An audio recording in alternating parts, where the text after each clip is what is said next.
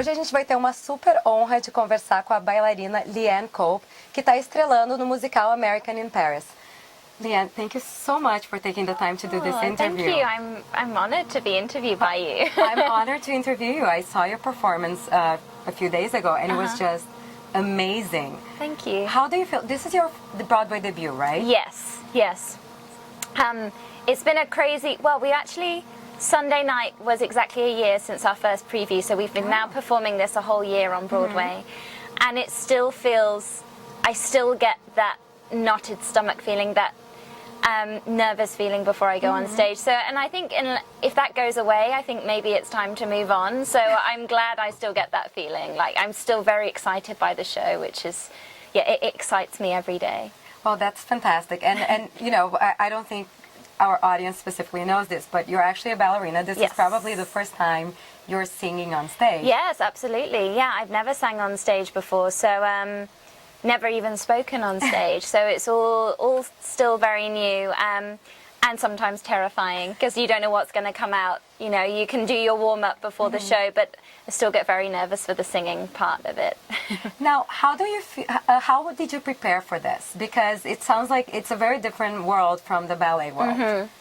I actually took a lot of singing and acting lessons. I was still full-time employed with the Royal Ballet before I came here and started rehearsals. And in any spare moment I had, I took singing and acting lessons. So, yeah, it was. And I was planning a wedding as well. So I don't know how I managed to squeeze it all in. A full-time job with the Royal Ballet, singing, acting lessons, and planning a wedding all at the same time, and moving countries, moving to here. So yeah, it's been a big change in the last year, 18 months. First time that I'm in love with you. Gosh, I'm lucky, I've got beginner's luck. There never was such a smile or such eyes of blue. No, I was going to say, because I went to a few of the awards last year, and you know, the musical was so recognized by the industry. How did you feel entering, not only, you know, working on Broadway, but having that size of recognition? Oh, that was crazy. It was something I really wasn't expecting. I'd never been to an award ceremony before. God, it was crazy, and it was. We had our first preview, and then we opened a month later, and then then we recorded our cast album, and then a week after that there was the nominations, and it was just a crazy time, a crazy 2 months.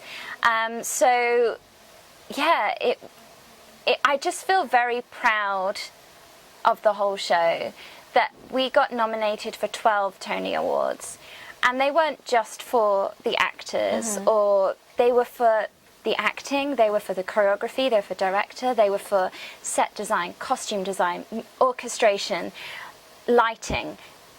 We got nominated for basically every single category that we could possibly get nominated for.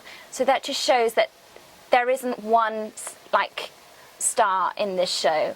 Every single person that put their effort into the show is at the top of their game, and everyone got recognized. So that was really special, that it was across the board and everyone was recognized for how talented they are. Gosh, I'm fortunate. This thing we've begun is much more than a pastime, for this time is the one where the first time is the last time. Now, speaking about the choreography, as far as the musical theater, you know, this musical specifically has a different language, because both you and your leading man that now changed. It's just gone, it's just gone.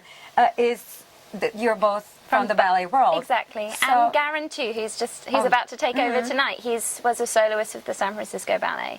So yeah, there is very much a ballet language at the heart of this show. But there's also huge jazz numbers and huge tap numbers as well. So yes, the ballet that's what makes us different from any other show, because I don't think, other than maybe Phantom, where there's a little bit of point work, we're the only show that a majority of the dancers wear point shoes, the female dancers anyway.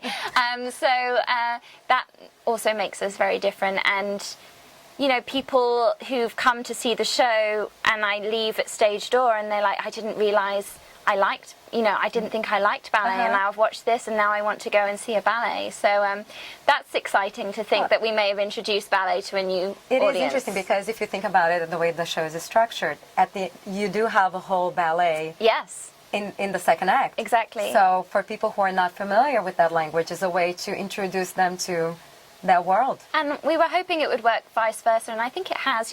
People who only watch ballet or opera may, especially because now we're here in New York with Robbie Fairchild being from the New York City Ballet, his audience, those people that loved watching him, may have come and seen a musical for the first time. So whereas we've introduced people to ballet, we also hope we've introduced the ballet audience to musicals and do that kind of exchange.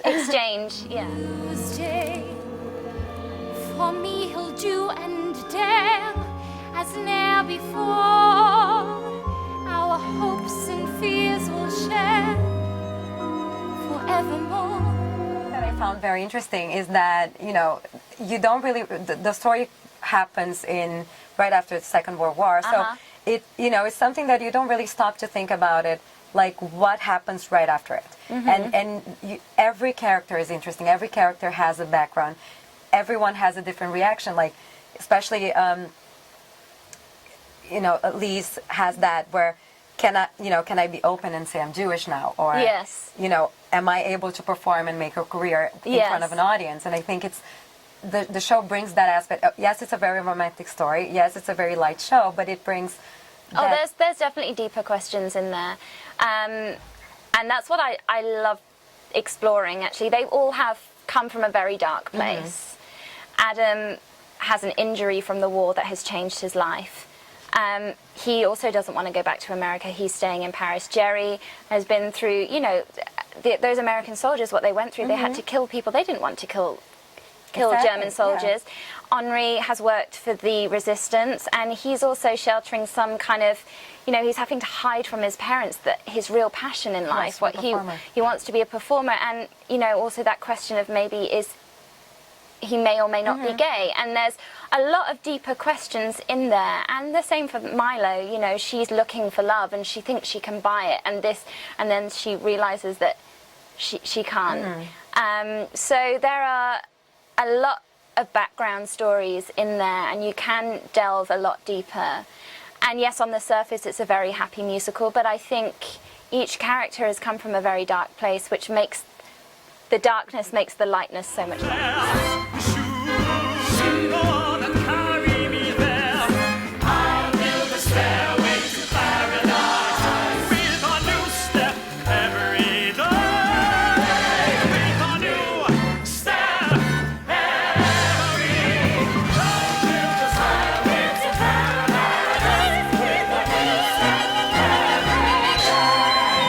Two questions are the two last questions because I know you have to get ready for the show. So what is your dream role? It can be on ballet or in theater.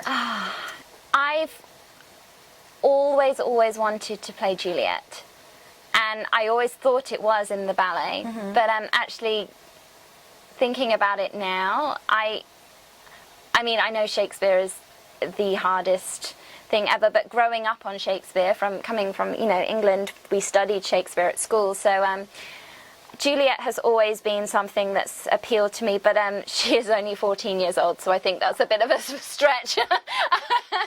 There's always makeup. There is always makeup and a little, underneath the wig, giving myself a little lift. There are ways to do it, and there is no singing, so there's no singing in that. That's true, but the ballet would be a dream, but I guess who knows? The play as well would be a dream.